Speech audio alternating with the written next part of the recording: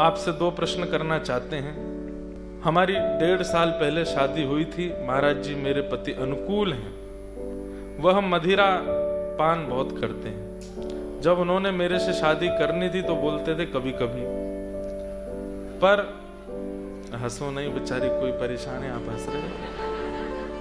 लेकिन आज के इस समय में वह मुझसे छिपकर और झूठ बोलकर बाहर रहते हैं घर से और ये सब करते हैं। मुझे बहुत धोखे जैसा लगता है कि शादी करने के लिए उन्होंने और भी काफी कुछ बोला था, लेकिन वो सब झूठ था।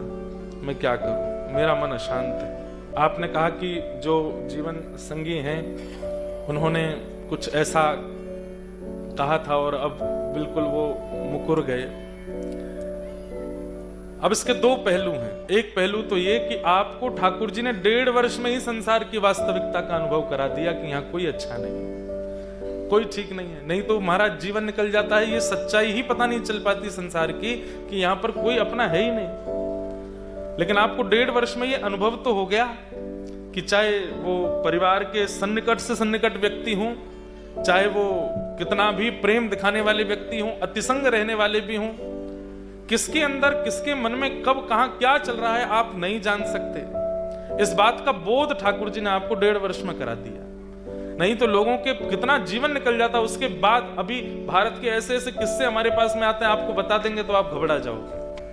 1.5 वर्ष में आपके पास में ये संदेश तो आ गया कि भाई अपना कोई नहीं। अब इसमें एक ही बात है, ठाकुर जी से प्रार्थना करो, उन्हें समझाने का प्रयास करो, मान जाए तो अच्छा, नहीं माने तो ठाकुर जी से निवेदन करो कि नाथ इनकी ये क्रिया छुड़वाइए।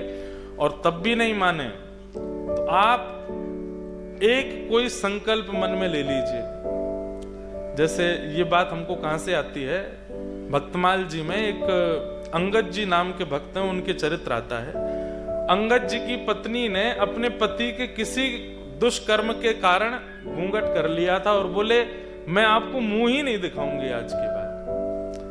4 वर्ष तक अपने पति को मुख नहीं दिखाया और 4 वर्ष बाद जब पति उनके भगवत परायण हो गए, बिल्कुल भक्तिमय हो गए, तब जाकर के उन्होंने मुख दर्शन कराया। ये तो एक उदाहरण जैसा है। जब वे आपसे झूठ बोल करके कुछ ऐसा कर रहे हैं तो इसका मतलब ये नहीं कि आप भी कुछ ऐसा ही करो बदला लेने के लिए। लेकिन हाँ,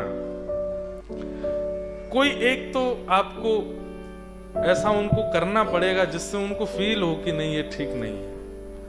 आपकी कोई ऐसी वस्तु या ऐसी कोई भावना जो उनको बहुत प्रिय हो, उससे उनको थोड़ा वंचित रखो।